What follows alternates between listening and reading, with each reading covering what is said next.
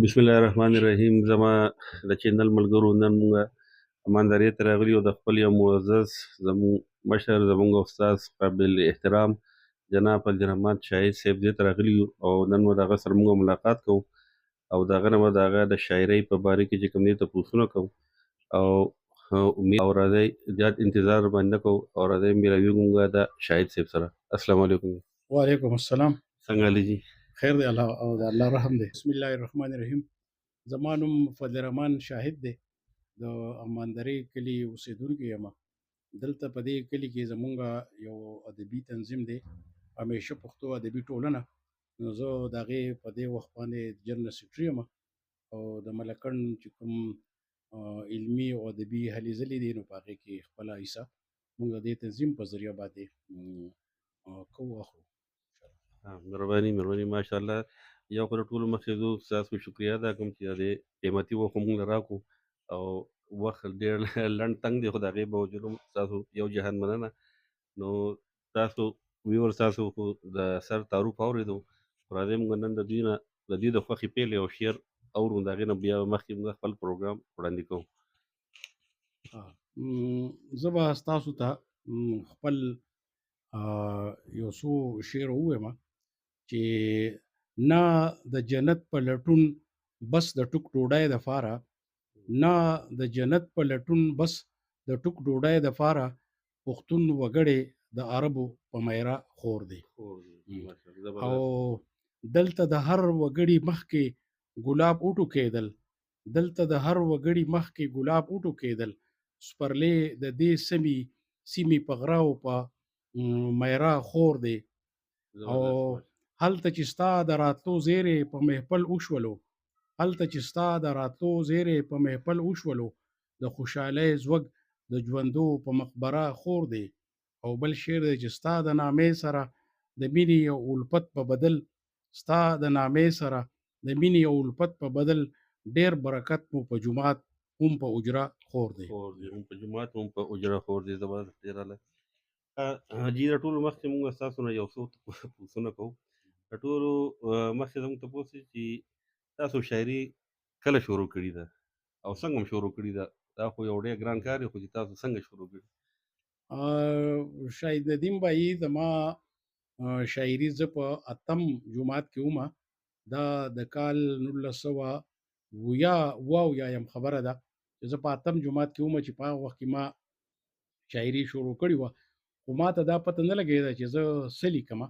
وروستو بیا ما ته پته ولګېده چې غزل څه ته وایي، نظم څه ته وایي او مختلف اصناف دي. نو ما ابتدایي شاعري د اتم جومات نه شروع کړې ده، د کال 1980 نه. زبردست، ډېر اعلی. مطلب چې د 1977 نه تاسو شاعري شروع کړې. نو تاسو چې شاعري شروع کړې، نو آیا تاسو چا داسې خاص یو شخصیت نه یا چا شاعر نه متاثره شوي که نه داسې بای چانس د فیلډ ته راغلي وای؟ شاهد ندیمه، دا شاعري چې ده دا خداداد صلاحیت دی. دا د انسان دننه دغه صلاحیت پروت وي او یو داسې حادثه واقعه مخې ته راشي، د هغې په برکت باندې دغه صلاحیت راښکاره شي. نو په هغه وخت کې خو زمونږ په دې کلي کې زه وړومبی شاعر یم. زما نه ډېره زمانه مخکې همیشه استاد په دې کلي کې شاعر تېر شوی و، خو هغه د هغه مونږ چېرته شعرونه نه اورېدلي. نو په هغه وخت کې ما داسې نه سوشل میډیا وه، ما چېرته شاعران نه پېژندل، خو دغه شعرونه مې په خپله جوړول. او بیا چې کله د کالج زمانه راغله، نو کالج ته چې زه لاړم، نو په کالج کې دا د 1980 وخت و چې په 10 کاله پس په تاڼۍ کالج کې د ملکنډ په نوم باندې هغوی به یو سالانه میګزین شایع کو. نو هغه 10 کاله پس شایع شو. په هغې کې زما په لومړي ځل باندې غزل هم هغې شامل کو او چاپ شو پکې، او په پولینګ پکې زما یو نثري مضمون و چې هغه هم پکې شامل شو. نو په هغه وخت کې دغه د کالج د زمانې خبره ده. ماشاءالله، همدا خو ډېر پخوا نه تاسو دا شاعري شروع کړې ده. زما بل سوال کې ستاسو همدا دی چې موږ لکه زما غوندې کس یا عام کس یا وړوکی غوندې نظم یا شعر لیکل د هغو دپاره ډېر ګران وي. خو زما تپوس تاسو نه چې دې دپاره تاسو دا خیالات او د الفاظ تاسو په کوم ځای کې میلاوئ چې دونه یو خوندور شعر او یا غزل یا نظم تاسو چې ولیکئ چې دا خیالات ستاسو په ذهن کې څنګه راځي؟ شاهد ندیم دا خو ما لکه څنګه تا ته ووایي چې دا یو خداداد صلاحیت دی. دا خو په کسب باندې هم زده کېږي چې سړی ډېر زیات کوشش کوي نو شعر نیم لیکلی شي. خو چې کله دا خداداد صلاحیت وي او کله آمد شروع شي نو په هغه وخت کې دا قدرتي طور د شاعر ذهن ته الفاظ راځي یا خیالات راځي او نوي نوي خیالات راځي. او البته یو خبره دا ده چې سړی د دې سره نور شاعران ګوري لولي د هغې کتابونه او سټډي ورسره کوي نو په دې شاعرۍ کې په دې خیال کې په دې الفاظو کې مزید نکار پیدا کیږي. ماشاءالله. بل چې زما ستاسو نه یو وړوکی سوال بل دا دی چې کوم تاسو کلام یا یو غزل یا یو شعر جوړوئ نو په دا ستاسو کې خپل ذاتي تجربات هم په دې کې شامل وي او که نه بس داسې دغه شامل وي که د خپل تجرباتو په رڼا کې هم دغه تاسو کوئ؟ ما چې څومره شاعري کړې ده نو په دې کې چې ما څومره غزلې لیکلي دي نو دا غزلې زما د خپل زړه هغه کیفیات دي، هغه حالات دي او زما خپل زړه دننه هغه خبرې دي چې هغه ما د غزل په ژبه کې هغه لیکلي دي او اوس زما په دې کتاب کې دي. البته ما چې څومره نظمونه لیکلي دي نو په هغې کې ځینې نظمونه داسې دي چې هغه خو ما پخپله لیکلي دي او ځینې هغه د پروګرامونو ځینې داسې څه موضوعات مخې ته راغلي دي او په هغې ما لیکلي دي. نو اصلي د غزل خبره چې کوم ده نو دا ما پخپله د خپل ځان دپاره د خپلو احساساتو دغه اظهار ذریعه جوړه کړې ده. ښه جي ښه زبردست. بل دا دی زه اکثر ډېرو شاعرانو سره ملګرو سره میلاویږم زه ورته وایم شعر هغه شعر دی چې هغه د انسان په یو زړه باندې په دل و دماغ باندې هغه یو نقش شي او هغه هر یو عام زما غوندې عام یو کس هم یادي. لکه څنګه چې ستاسو ډېر وختنی یو شعر دی که غلطېدم نو خیر تاسو مې اصلاح وکړئ. دا ستا مقام د تصور له بامه ډېر بره دی. دا ستا تصور دا ستا مقام د تصور له بامه ډېر بره دی لکه د باز کوه الوت د ځمکې تل دې نه کړي. نو دا د سر چې کوم دی ډېر یو پخوانی شعر دی چې دا کم سے کم یو 27-28 ساله موږ ته هم یاد دی. نو هغې چې شاعري هغه شاعري د هر یو عام کس په اړه باندې هغه یو نقش شي او هغه ته تر یادي. تاسو د خپلې خوښې یو شعر موږ ته ووایئ. زه به تاسو ته د پښتون د سرلیک لاندې ما یو څو شعرونه لیکلي دي دا به تاسو په درانه خدمت کې وړاندې کړمه. پښتون هغه پښتون دی ناموس چې ژوندون دی تل مرسته د مظلوم کړي هم دا د ده قانون دی وطن د ده لیلا ده د وینې نر مجنون دی خوشحال په ازادۍ دی او ننګ د ده مضمون دی احساس یې هم بیدار دی دښمن د هر قارون دی په خپل کاله دننه هم امن هم سکون دی او تکل کې یې غورځنګ دی تکل کې یې غورځنګ دی منزل په لپیون دی د ده په لاس کې واګي که نن دی که پرون دی او غازی دی توریالی دی شاهده ننګیالی دی. شاهده ننګیالی دی ډېر زبردست. ښه جي زما ستاسو نه بل یو وړوکی غوندې سوال دا دی چې ستاسو د شاعرۍ بنیادي پیغام څه دی د خلکو دپاره؟ زما د شاعرۍ بنیادي پیغام د دې ولس دپاره د زلمو او پیغلو دپاره په دې زمونږ په دې پښتنه ټولنه کې په امن په خوشحالۍ په روڼ نیت په روڼ تندي بغیر د بغض نه بغیر د حسد نه بغیر د کینې نه ژوند کول دي. او په دې کې په دې هکله باندې زما د غزل یو شعر دی چې هغه به زه تاسو ته ووایم چې زلمي او پیغلې دواړه به ترې فیض او رڼا اخلي زلمي او پیغلې دواړه به ترې فیض او رڼا اخلي فکرونه د شاهد دي لکه ستوري په چینه کې. ښه جي شاعري خو یو طرف ته کوي خو بل طرف ته ستاسو یو پروفیشنل چې کوم دی ستاسو تعلق د استادۍ سره و شعبې سره و ټیچینګ سره نو تاسو د هغې سره سره دا شاعري خپل دغه څنګه جاري وساتله؟ او دویم زما سوال په دې سره سره ستاسو نه دا دی چې تاسو دا شاعري چې کوم دی د خپل داسې په خاص محفلونو کې ځئ که ستاسو خپل یو تنظیم دی په هغې کې تاسو کوئ او د دې تاسو پیغامونه څنګه په دې خپل شاعري خلکو ته رسوئ عام اولس ته؟ زه بنیادي طور استاد یم. ما د استاذۍ دورانیه چې ده دا شپږ دېرش کاله، شپږ میاشتې او شپږ ورځې په حیثیت د استاد زه په مختلفو سکولونو کې پاتې شوی یم. نو په دې دوران کې د کلاس په وخت باندې د خپلو شاګردانو ته ما چېرته هم خپل شعر نه دی ویلی، او په دغه دوران کې ما خپله ټوله توجه خپل کلاس ته، د خپلو شاګردانو تربیت ته، کتاب ته او د هغې روزنې او دې ته ټول پام ګرځولی دی. نو او یا داسې په عامو محفلونو کې هم ما چېرته هم خپل شعر ډېر کم ویلی دی. زما د خپل شعر دپاره د مشاعرو سهار اخیستی ده چې کوم ځای کې ادبي پروګرامونه دي، مشاعرې دي، نو په هغې کې ما خپل غزل، خپل نظم ویلی دی.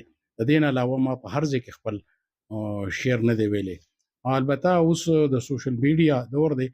د سوشل میډیا په دې دور کې کله کله داسې محفلې جوړې شي یا د سوشل میډیا دپاره داسې څه غزل، نظم وغیره زه ویم. مهرباني جي.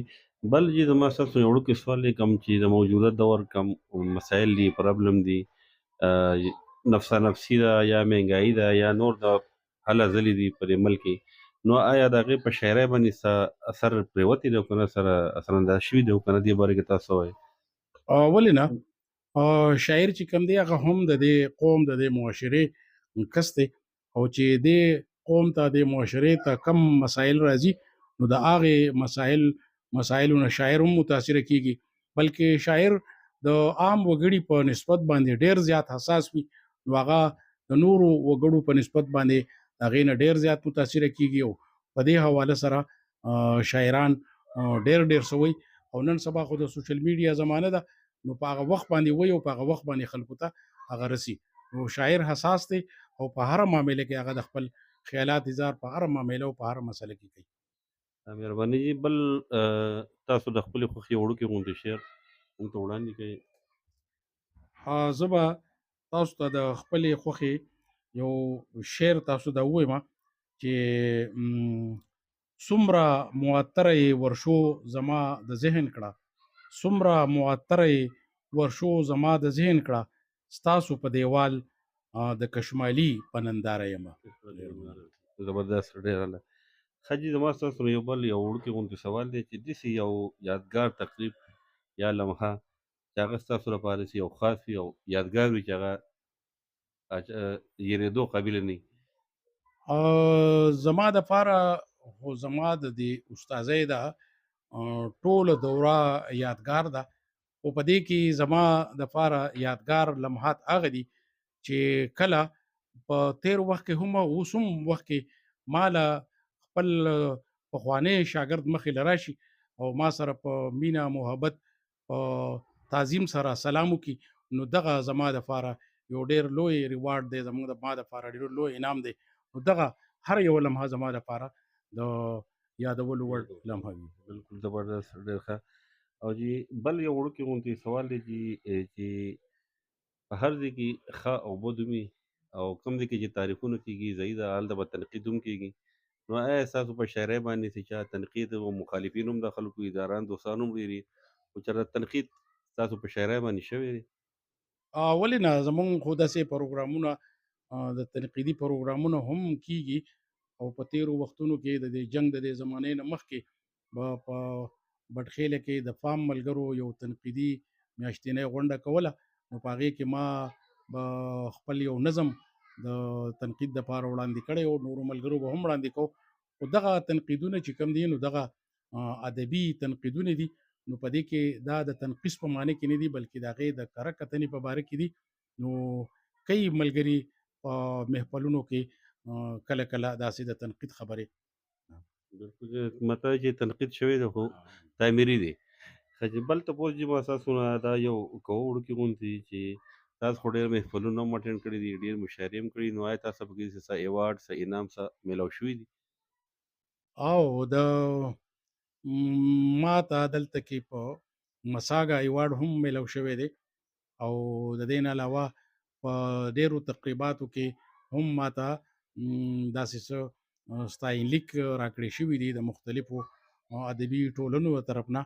او ما په کال 2014 کې د ملکن پوهنتون د پښتو څانګې د سوري لاندې یو سیمینار کړی و په شیرشاه سوري باندې.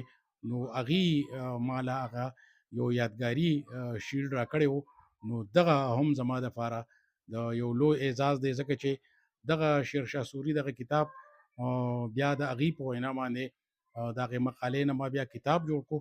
او اوس د هغې په مهربانۍ باندې زما دغه شیرشاه سوري ژوند، شخصیت او کارنامې نومې کتاب چې دی دا د هغوی د امپل په کورس کې شامل دی. زبردست، ډېر اعلی جي.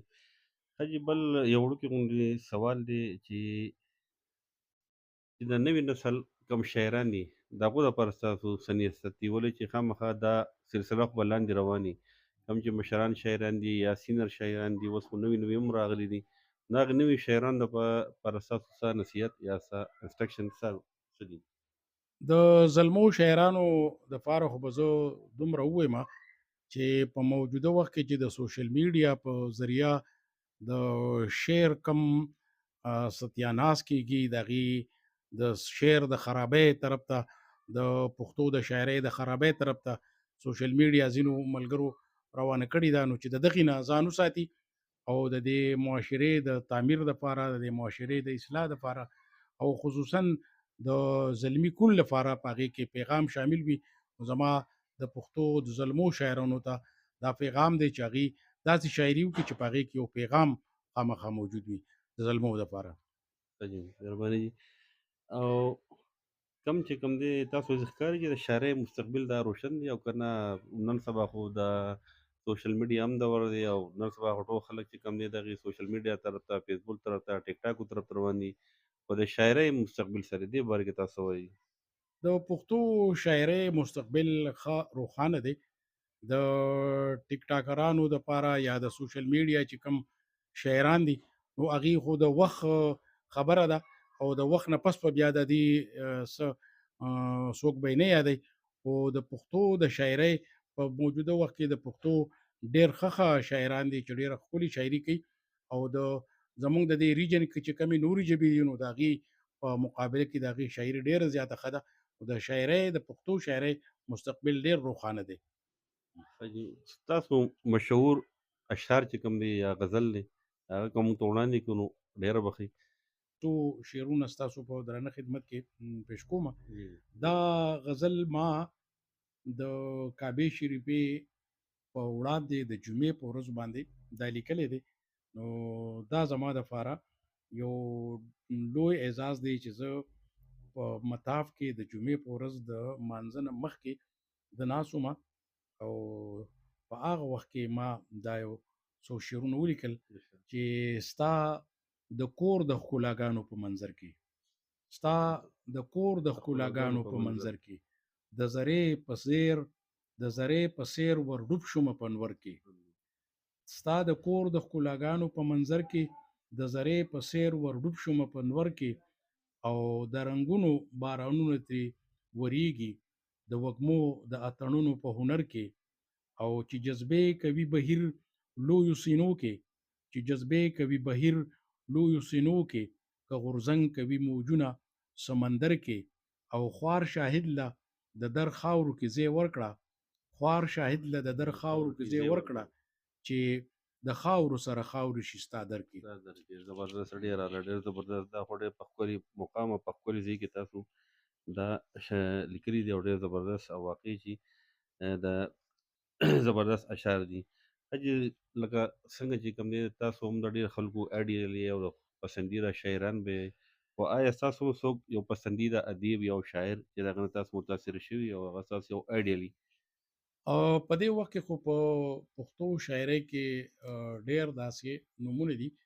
خو زموږ دلته کې د په ماندره کې د همیشه پښتو ادبي ټولنې صدر پروفیسر ډاکټر علي خیل دریاب، چې د شعر په دنیا کې، د ادب په دنیا کې، د تنقید او د نورو ادبي میدانونو په دنیا کې یو نوم لري. نو د هغې شاعري زما ډېره زیاته خوښه ده او د هغې شاعري د نورو شاعرانو په نسبت زه ډېره اورم هم او هغې ته داد هم ورکومه او خوښوم یې هم. زبردست واقعي چې تاسو ډېر یو زبردست انسان نوم واخیستو چې هغوی هغه د صفت قابل او احتراما انسان دی. حاجي پتلوتو کې زه ستاسو ډېر ډېر شکریه ادا کوم او ستاسو دپاره نیک خواهشات لرم او ستاسو ډېر شکرګزار یم چې تاسو خپل قیمتي وخت موږ له راکړو او زموږ په علم کې هم ډېره اضافه وشوه او زموږ چې کوم ویورز دي ناظرین دي د دوی به هم چې کوم دی نو د دې نه ډېره مستفید شي او انشاءالله موږ بیا بار هم راځو ستاسو سره ملاقات کوو ستاسو شاعرۍ په باره کې ستاسو په شخصیت په باره کې ستاسو نه به نور هم تپوسونه کوو او امید دی چې دا سلسله به مخکې هم جاري او دا یو میشن دی روان دی دغه شانتې دا به را روان نسل ته منتقل کول غواړي چې دا داسې سټیپ بای سټیپ نور شاعران او نور نوی نسل نوی خلک چې کوم دی هغه هم د دې نه مستفید شي. نو زه ستاسو یو جهان مننه ادا کوم او ستاسو ډېره ډېره مهرباني چې تاسو موږ له خپل قیمتي وخت راکړو او موږ د خپل پروګرام اختتام ستاسو په یو آخري یو شعر باندې کوو چې دې سره به موږ خپل پروګرام ختموي. ستاسو هم یو جهان مننه چې رالی. ډېره موده پس ملاقات وشو او زړې خبرې هم وکړې او د شاعرۍ په حواله سره هم پکې خبرې وشوې. زه به خپل یو شعر ستاسو په درانه خدمت کې وړاندې کړمه چې کړه د علم شمه بله د وختونو شمدان کې، که د علم شمه بله د وختونو شمدان کړې، د همت جذبه پیدا کا په دې ډېر ستړي کاروان کې. زبردست ډېره ډېره زبردسته. دا ویور تاسو چې کوم دی نو د دوی فضل الرحمن شاعر صاحب دا شاعري او د دوی خیالات تاسو واورېده. امید دی چې دا به ستاسو ډېر خوښ شوي وي. سبسکرایب کړئ، لایک او یو ښکلې غوندې کمنټس هم د سر په باره کې خامخا وکړئ او ستاسو ډېره ډېره مهرباني. یو جهان مننه. السلام علیکم.